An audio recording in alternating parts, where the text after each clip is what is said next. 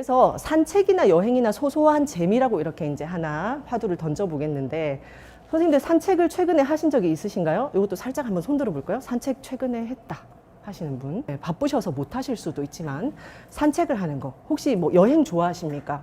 여행 싫어하시는 분만 손들어 볼게요 지금. 네, 여행 좀 별로. 예, 극혐. 손들어 보실까요? 없으시네요. 네, 산책, 여행 이런 것들에서도 사실은 좀 이제 재미를 찾을 수 있는데, 나중에 제가 말씀드리겠지만 책을 읽는 것도 일종의 산책과 여행과 비슷하다고 말씀드릴 수 있지 않을까요? 다들 공감을 하시네요. 산책 좋아합니다. 네, 산책 좋아하고, 왜 요즘 중고등학생들이 밥 먹고 나서, 급식 먹고 나서 운동장 이렇게 도는 걸 뭐라고 표현하는지 아세요? 혹시? 회전초밥이라고 표현을 한답니다. 자기들끼리. 네, 자기들이 네, 가르쳐서 둘둘 짝을 지어가지고 이렇게 막 트랙을 걷고 있는 거죠. 밥 먹고 소화시키려고. 근데 회전초밥집 같다고 이렇게 얘기하는데, 그게 아주 귀엽게 그렇게 표현을 했어요. 밥 먹고 산책하니까 건강에 얼마나 좋겠습니까? 고혈압도 낮추죠. 예, 당뇨 위험도 줄이죠. 예, 성인병의 모든 위험이 줄어듭니다. 그래서 산책은 식사를 하시고 꼭 한번 10분이라도 하시는 게 좋을 것 같긴 해요. 절대 잔소리 아닙니다. 저 잔소리 하는 거 싫어해서. 산책 저 좋아합니다. 그리고 여행 좋아합니다. 여행 좋아하지만 거창하게 해외로 가는 거는 쉽지가 않아요. 잘. 뭐 때문에 쉽지가 않을까요? 어떻게 아셨어요? 예, 저 말씀 안 드렸는데. 예. 그 쉽지가 않더라고요, 뭔가. 예, 그래서 시간 내기도 그렇고, 예, 뭔가 좀 시간 여유가 많이 있어서 가야 될 것 같고, 이런데 여행이 쉽지가 않아요. 근데 제가 이제 지난주인가 그때쯤 현충일 무렵 해가지고 연휴가 생겼거든요. 그래서 이때는 가고 싶었던 데를 가야 되겠다 이런 생각을 하고, 어디를 계획을 잡았냐면 파주 갔다가 서울 들렀다가 와야지 이렇게 생각을 하고 갔어요. 그래서 운전하고 갑니다. 저는 무조건 운전. 뭐 5시간이든 6시간이든. 왜냐하면 지금부터 운전을 잘 해놔야 나중에 토요일 되면 유럽까지 제가 운전해서 갈 계획이거든요. 예, 그래서 운전 연습을 많이 하고 있습니다. 그래서 파주까지 갔더니 한 5시간 반 정도 이렇게 쭉 걸리는데, 거기 갔더니 헤이리 마을이라고 혹시 아세요? 네, 헤이리 마을에 들렀어요. 사람이 너무 많더라고요. 근데 거기서 제가 볼 곳은 딱 2-3군데였어요. 책 박물관하고 그다음에 뭐 전시관 이런 것들 몇 군데를 보고 올 생각이었어요.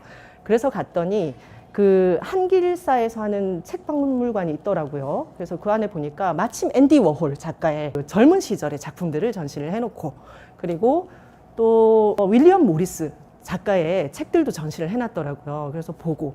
그런데 제가 더 좋아한 건 지하층에 가니까 그림책을 전시를 해놓은 거예요. 그림책 중에 그림책의 노벨상이라고 불리는 게 있거든요. 케이트 그리너웨이 상이 있거든요. 그 사람의 그림들이 막 전시가 돼 있더라고요. 그리고 한쪽 구석에 뭐가 있냐면 고흐의 방. 마지막에 생활했던 방 아시죠? 그죠? 네, 그게 있어가지고 그 모든 것들이 저한테 일단 저를 위해 준비된 것 같았어요. 그래서 감사하다 그랬죠. 저를 위해서 이렇게까지 준비를 해주시고. 너무 재밌게 보고 나왔습니다. 그리고 한 군데 더 이제 미술관 이렇게 보고 서울로 이동했거든요. 그래서 그 여행 일정 속에 서울에 가서 또 더 좋은 걸 얻었습니다. 뭐냐 하면, 제가 작년부터 보고 싶었던 전시가 있는데, 이제 사는 곳이 부산이거든요. 그러니까 가기가 잘 좋지가 않아요. 이렇게 시간을 내야지 갈 수 있는 건데, 서울에 갔더니 국립미술관에 제가 보고 싶었던 전시가 있어가지고 요걸 보러 갔어요. 네, 메소포타미아 저 기록의 땅이거든요. 우리가 지금 얘기하는 거는 책과 관련된 것들을 쭉 얘기를 밑에 깔고 가는 겁니다. 그런데 책이라는 거는 기록으로부터 시작이 된 거잖아요, 선생님. 네. 그래서 그 기록인데, 기록이라는 게 언제부터 시작됐냐라고 이걸 찾아보니까 메소포타미아의 쐐기 문자부터 기록이 시작됐더라고요. 그러니까 그 전까지는 사람들이 본능적으로 그냥 살면 되는 거예요. 본능적으로 살면 되고, 지식에 접근할 수 있는 방법이 제사장들 같은 귀족들, 왕족들 밖에 없었는데, 이 쐐기 문자가 생기고 나서부터는 우리 지식의 외장 하드 같은 게 생긴 거죠. 인간이 저장할 수 있는 지식의 외장 하드가 생겼고, 이걸 자손한테 물려줄 수 있는 어떤 도구가 생긴 거죠. 지금 보시는 이게 그 전시관에 실제로 와 있는 점토판들입니다. 이 중에서 다 해석은 되시겠지만 제가 중간 것만 말씀드려 볼게요. 해석이 너무 잘 되시죠? 그죠? 이런 내용들이 그때도 그래요. 어떤 내용이 있냐면은, 지금 제가 이 글 중에 하나인데요. 밑에 있는 것 중에 하나인데, 저는 조금 이 수메르 문자를 잘 몰라가지고 그런데요.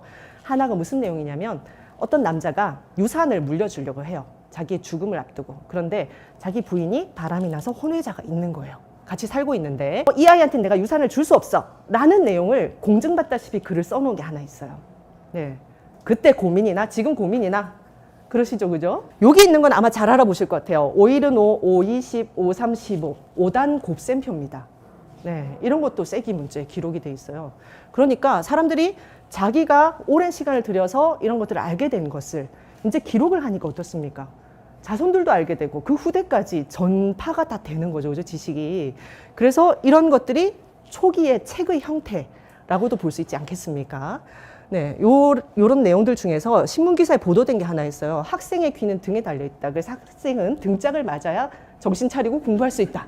이런 내용도 저기에 적혀 있답니다. 네, 지금이나 그때나, 그죠? 고대의 장수들은 혼자서도 가뿐히 돌을 들어 적에게 던졌지만 요즘 젊은이들 같으면 두 명이서도 들지 못할 정도로 나약하다. 네, 이런 말도 있어요. 어디에 있냐면 일리아스, 호메로스의 서사시에 기록된 내용인데요. 이 내용은 조금 다르지만 그때나 지금이나. 지금도 무슨 말씀 많이 하세요? 우리가 나이 든 분들한테 이렇게 얘기하잖아요. 라떼, 꼰대 막 이렇게 얘기하잖아요. 선생님들은 20대 후반이라서 잘 모르실 것 같은데 약간 세대 차이를 느끼실 것 같아요. 세대 차이 느끼는데 똑같아요. 요즘 젊은이들 세대는 어떻게 저떻게 이런 얘기하는 게 비슷하다는 거예요. 제가 요거는 조금 다른 분위기인데 그 기록이라는 게 쭉 이렇게 인류의 역사 속에 같이 해오면서 사실 우리는 예전보다 더 많이 똑똑해졌죠. 지능도 올라가고 그다음에 삶의 방식도 많이 개선되고 그렇기 때문에 쌓여있는 지식을 바탕으로 그 위에 더 나은 것들을 만들어 와서 결국은 지금 어디까지 발전했냐면요. 지식을요. 조만간에는 제가 이거 몇 년쯤 예측하냐라고 누가 물어봐서 그래도 30년은 걸리지 않을까 했는데 뉴럴링크라고 들어보셨어요? 뉴럴링크? 신경망을 그대로 연결하는 겁니다. 컴퓨터와 연결을 해서 이제는 지식을 다운로드 받는 시대가 올지도 몰라요. 근데 그걸 언제쯤 예상하느냐고 했을 때 저는 한 30년 안에는 오지 않을 거야 이렇게 했거든요. 어떻게 보세요? 그런 게 언제쯤 가능할까요? 조만간 가능할까요? 일론 머스크 씨가 하고 있어요. 그 사람이 하고 있어요. 조금 허황된 개념들이라고 느껴질 수도 있는데 시도를 하고 있고 그렇다면 언젠가는 뚫어질 것 같아요. 그 모든 것이 왜 가능하냐면은 그 일론 머스크라는 사람 자체는 사실 나이가 그렇게 많지 않잖아요. 100살쯤은 안 됐잖아요. 그죠? 안 됐는데 자기가 이때까지 인류의 역사상 쌓여온 지식들을 다 습득을 하고 혹은 그걸 습득한 다른 사람의 시간까지 자기 있게 된 거예요. 책으로 공부한 것들이.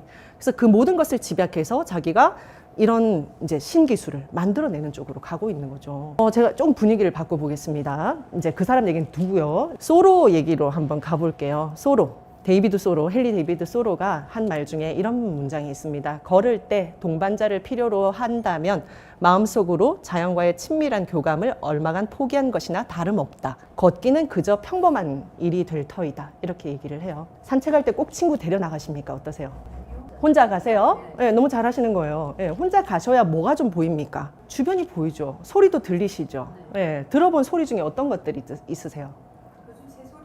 새소리 많이 들리죠, 그죠? 뻐꾸기 소리 많이 들리고. 걔들 목청이 참 커요. 저 멀리 산에서 오는데 다 울려요. 네, 그런 목청을 가지고 싶죠, 그죠? 네, 저는 한날 비가 내리고 그 직후였던 것 같아요. 그 생태공원 쪽을 산책을 하는데 보니까 아무 다른 소리는 들리지 않고 물이 좀 콸콸 흐르는 소리가 강가에 들리는데 갑자기 오리 가족들 소리가 꽥꽥꽥꽥꽥 저 잘하죠, 그죠? 네, 이렇게 들리는 거예요.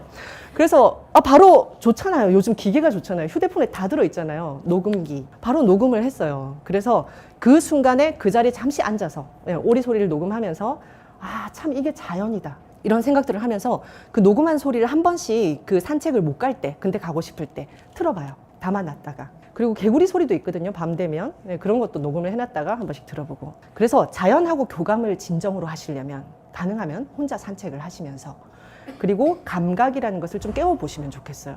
네. 사람하고 같이 있으면 자연이 절대 안 보입니다. 옆에서 계속 얘기하거든요. 내가 오늘 뭔 일 있었는지 아나? 이거부터 시작합니다. 들어줘야 돼요. 네, 들어줘야 되고 그렇지, 그렇지 이렇게 계속 이제 호응이 있어야 돼요. 네, 결국 상호작용이 있다 보니까 이 상호작용이 자연을 향한 게 아니라 사람을 향한